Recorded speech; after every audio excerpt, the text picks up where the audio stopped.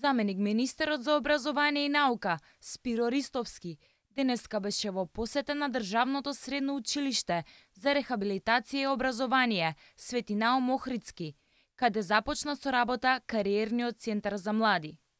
Ристовски подвлече дека е исклучително задоволен од реализацијата на проектот, затоа што и на оваа категорија ученици им се овозможува поддршка во кариерниот развој.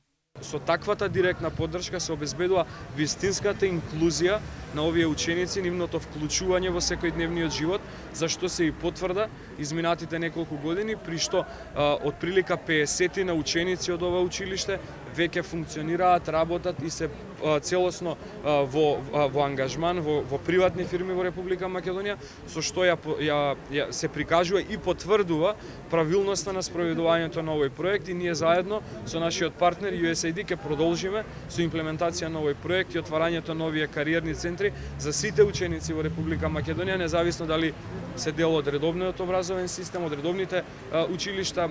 И во иднина ќе се продолжи со отварање на вакви кариерни центри низ Македонија, и во редовните и во училиштата за лица со посебни потреби.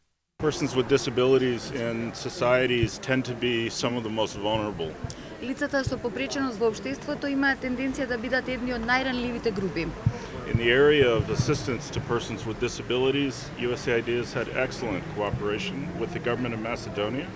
Во областа на помошта на лицата со попреченост, USAID има одлична соработка со владата на Македонија. And I'd particularly like to thank the Deputy Minister of Education for his constant support.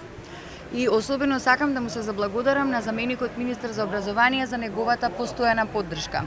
Во проектот за кариерни центри ќе бидат вклучени 4 училишта за ученици со посебни образовни потреби, во кои ќе се работи по соодветни адаптирани програми.